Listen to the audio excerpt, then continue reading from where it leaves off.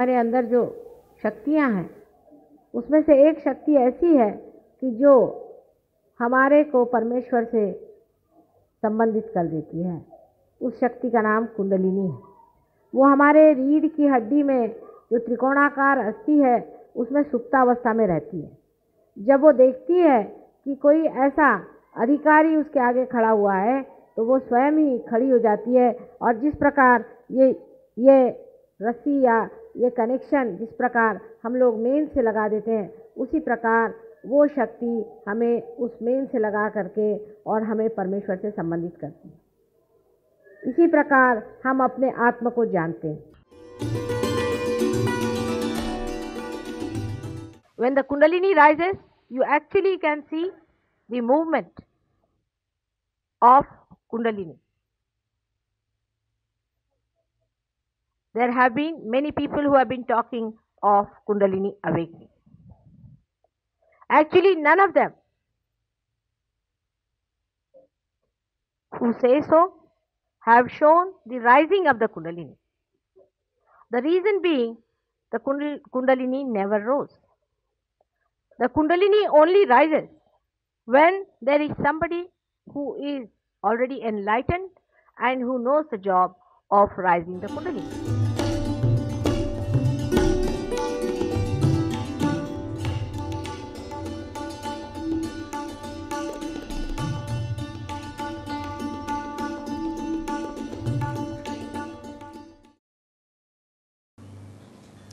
This is the puja done to the sun and is called as Makar Sankranti. Makar is the tropic of Capricorn. Capricorn is Makar. So now the sun is moving from the tropic of Capricorn towards the tropic of Cancer. And it's always a fixed date because it has something to do with the sun. This is the only date which is fixed in Indian calendar because they have to deal with the sun. But this time I don't know why, what has happened that they have put it on the 15th of this month. It's always the 14th. Now, today they are changing. I would say that the seasons are going to be changed.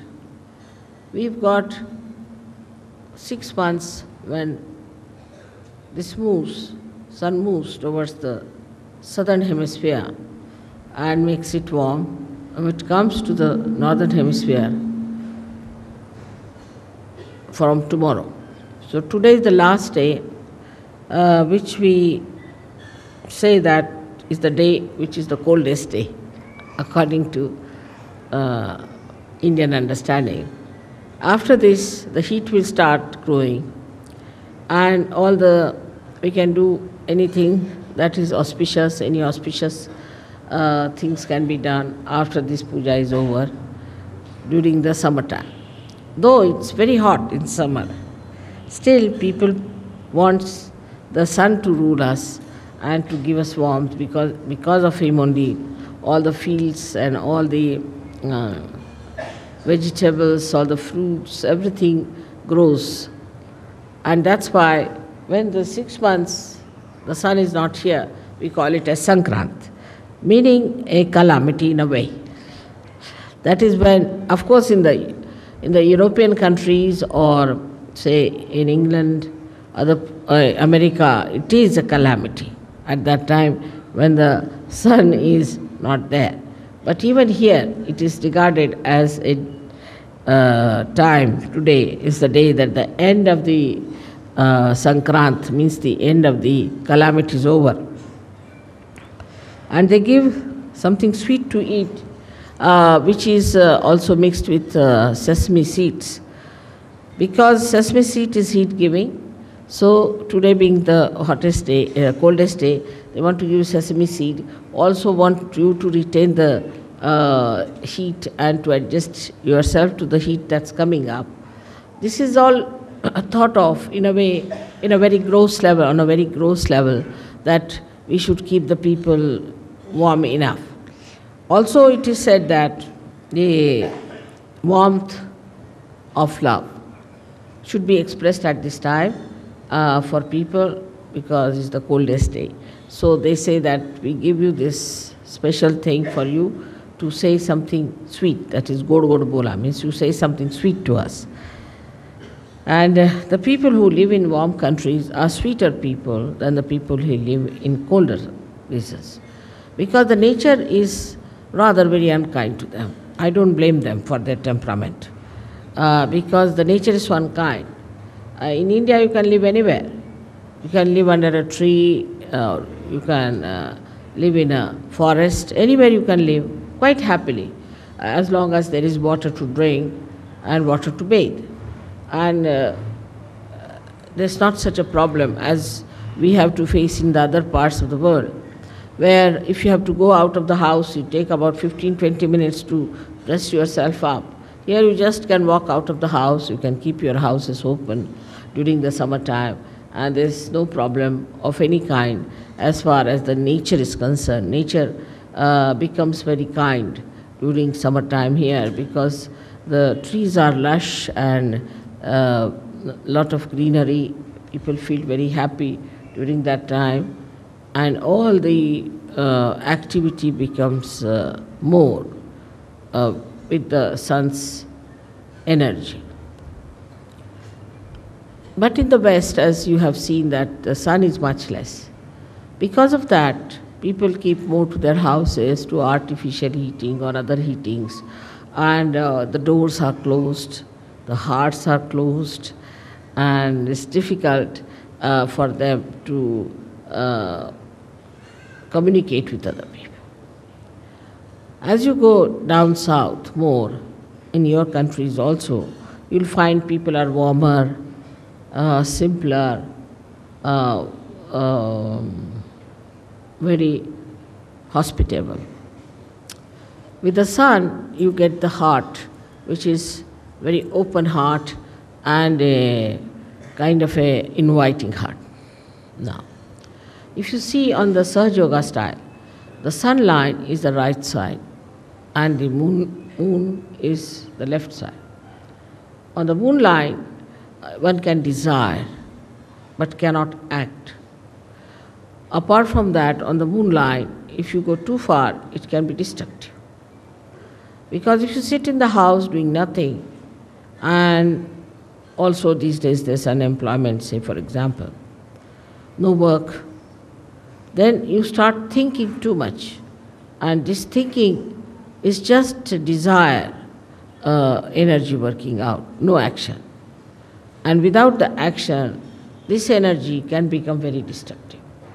That is why we find that people, they say that empty mind or is the devil's workshop. Where people do not act, when the action doesn't take place, then it can be quite destructive. So the whole situation is different in a country which is warm and a country which is not warm. But in a country where it is very warm also, like Africa, there are complications due to too much of heat. Like we have the topic of, the equator passing through, and it heats up that area so much that it becomes full of jungles, very high trees and tall trees, and the whole place is covered with foliage so much that there's no possibility for any sunshine to penetrate through. And it's quite dark, it's full of darkness. So that extreme also comes in the same category as the extreme of the cold season.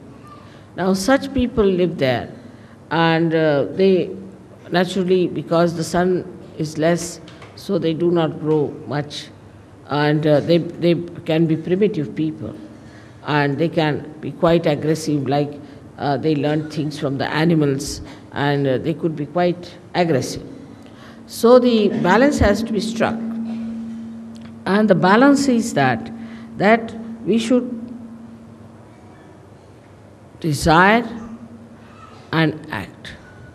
But the trouble is, in human atmosphere, there is a division of labor, I think.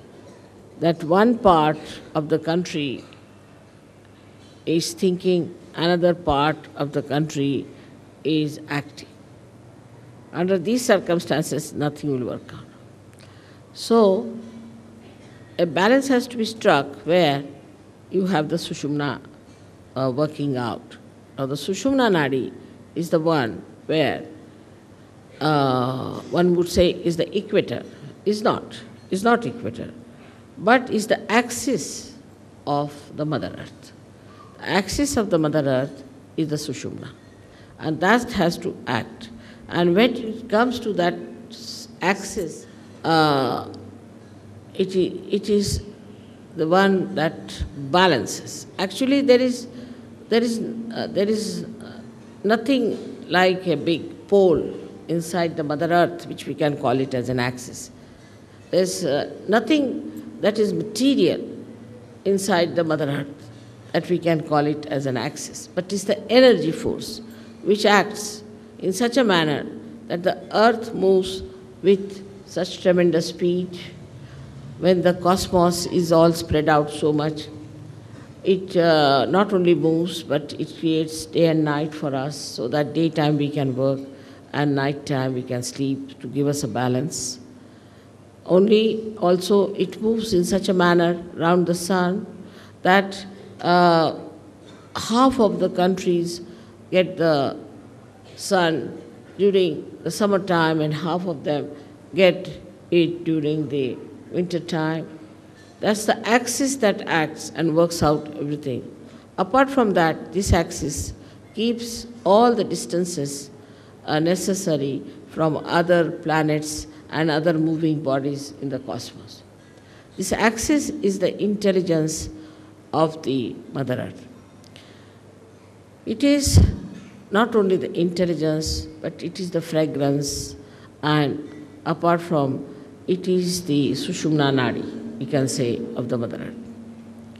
Now, through this axis only, all these swambhus and all these great happenings of earthquakes and all that takes place. This axis is the one which moves. It's an energy. We can call it axis as the energy. Moves the lava into different directions and pierces through different areas to create earthquakes and also to have volcanoes. And all these things happen because the axis has sense what is to be done. This axis is the one that loves us. Because of this axis, we have seasons. The seasons are created beautifully to give us different varieties of food and varieties of things. The heat of the Mother Earth, if it is lost, then we'll have nothing on this earth. It will be all frozen and there will be all snow and we'll have no food, nothing, and it will be like moon living here. Now it is being specially created. First, the Mother Earth, when it was created through the heat of the sun. So we can say that the sun is the father of the Mother Earth. Then she was brought very close to the moon. So it cooled down, absolutely it cooled down, it was all snow. Then it was brought closer to the sun and moved at a point where life could start working. And that's how the whole thing was organized beautifully to make life grow in that area. When the life started growing, gradually we know that how the carbon was formed.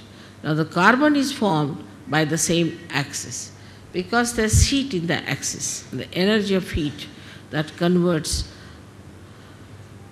the plants into carbon. Now this carbon is later on forms the basis for, we can say, for the production of carbohydrates, you can say, or all organic matter. But to create life, we had to have another help, is the nitrogen. And this nitrogen was also, you'll be surprised to know, that was created by the same axis, by its movement. And when it created this nitrogen, the nitrogen gave us the amino acids. And when the amino acids were created within us, then we started our lives from amoeba and all that. Of course, this was done in the ocean, because in the ocean, with the movement, nitrogen was created and life was created, and then through the ocean it's emitted out, and that's how we have amino acids. With the amino acids, the formation of amino acids gave us the combinations and permutations, different lives. So in the whole evolutionary process, the Mother Earth has played a very big part through her axis. In the same way, in human beings, the axis is the most important. That's the main principle of life we have got, is our axis. We have to stand on our axis. Those who do not stand on their axis, stand more towards the left or towards the right, are capable of complete destruction. Because either they will be destroyed by too much of right side or too much of left side. So our axis has to be properly dealt with. Now those people who do not have a proper axis can have problems of different chakras, of different kind of quality in a person. A person who stretches his axis too much, puts back his head like this, is a person who is very right-sided and creates problem with his ego. And the one who absolutely bends down, like a slavish person, also is a person who goes towards his destructiveness. Now there's a big problem between these two types of people, one trying to dominate another, and when they start dominating another person, they actually destroy themselves as well as destroy the ones whom they are dominating. Tropic of Cancer is the one which represents the motherhood.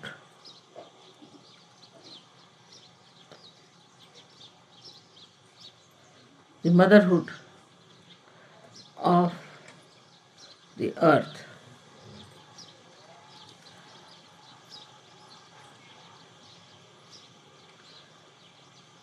This Tropic of Cancer has passed through quite a big area of land, while the Tropic of Capricorn has not. And the area through which it has passed, it has created different beautiful manifestation of the motherhood qualities on this earth. We celebrate this change because the sun has now moved into the new dimension, so that all over the world there will be the warmth of the sun.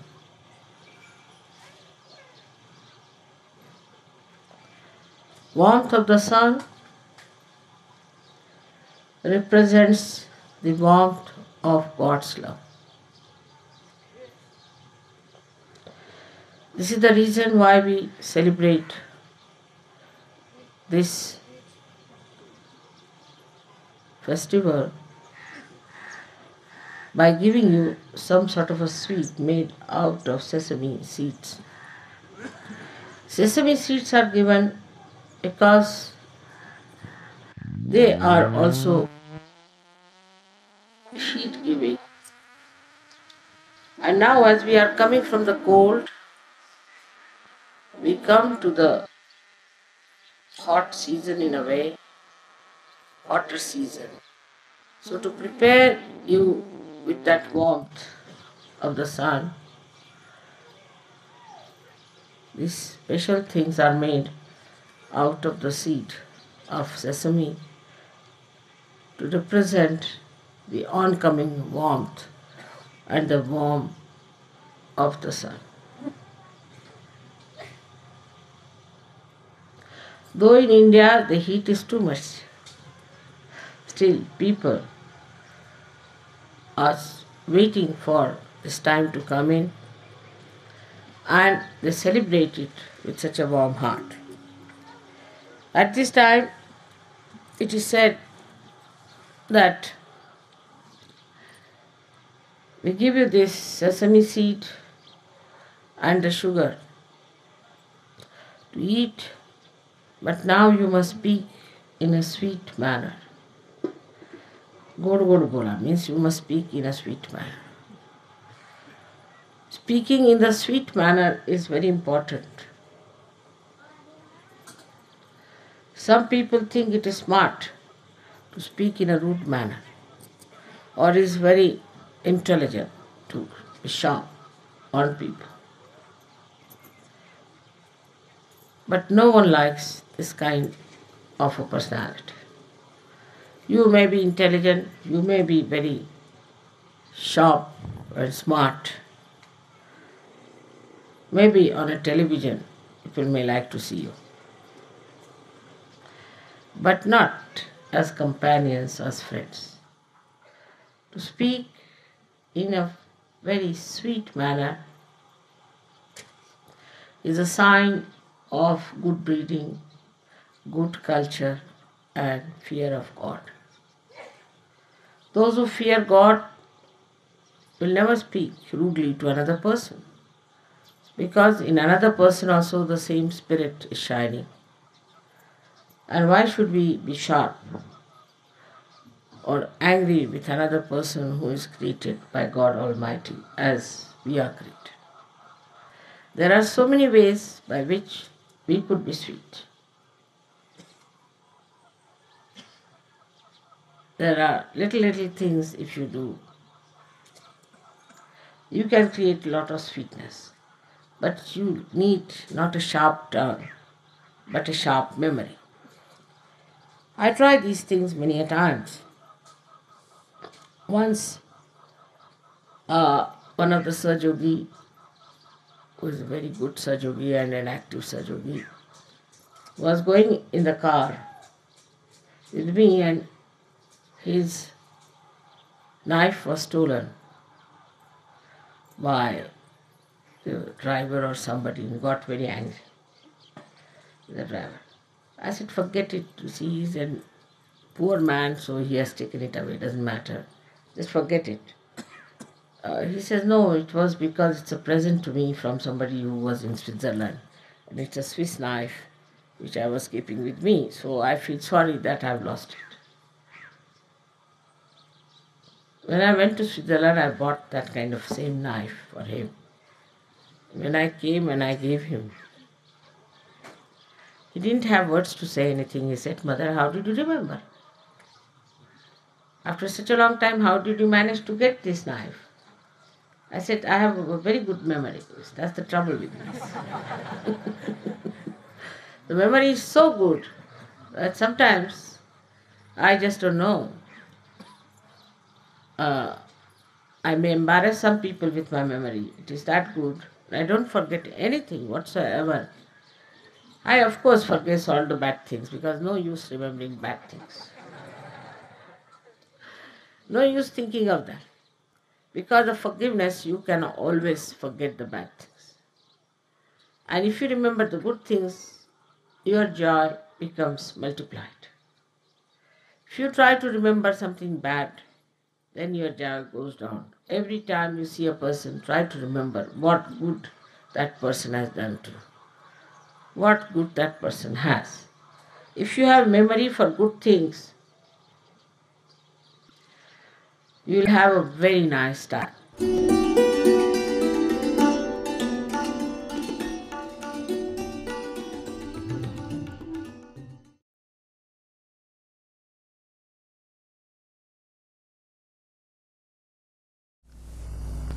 Can you put both the hands towards me like this?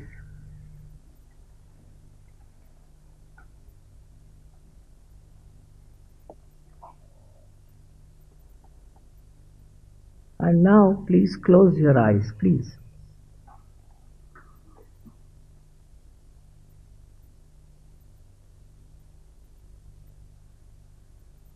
You know a lot about Kundalini, but now you will find out what she is.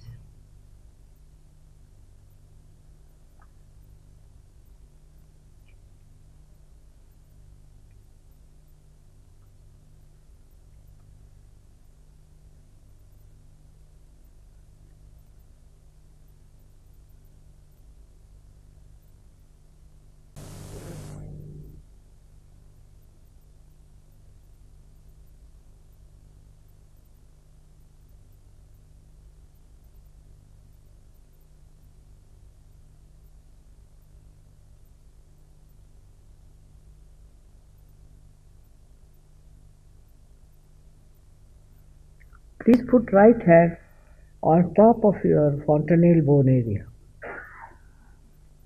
which was a soft bone in your childhood. Please.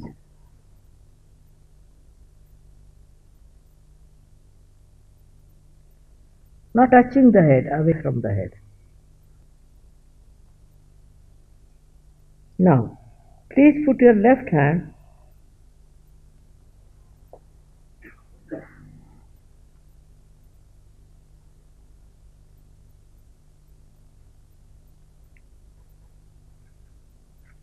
on top of your head.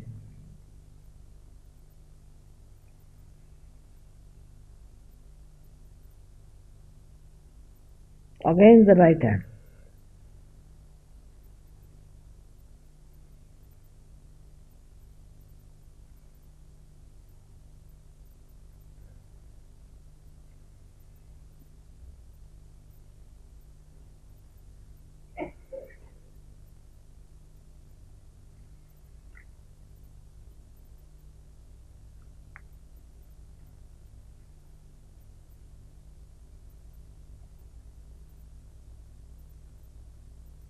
Now see if there's a cool breeze coming out of your fontanelle bone area.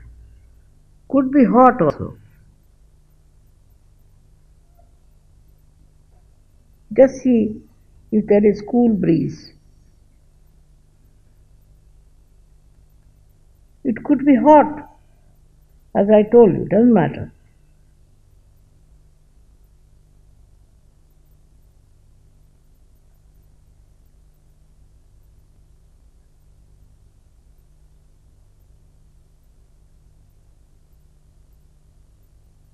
Now try with the left hand, right hand towards me.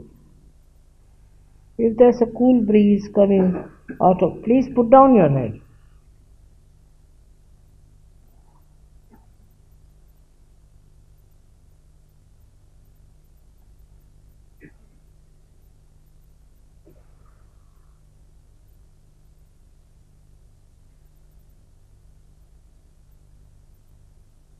Yeah.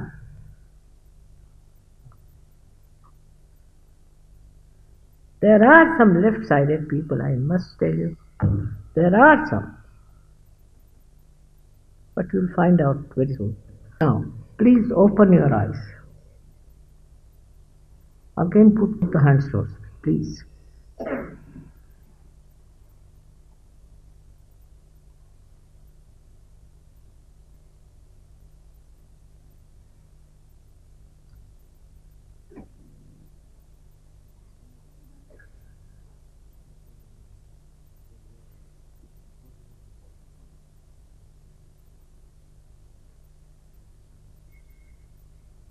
That is.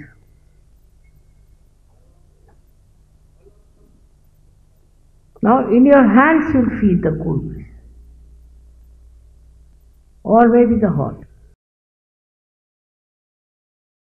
So many have got realization. May God bless you all. May God bless.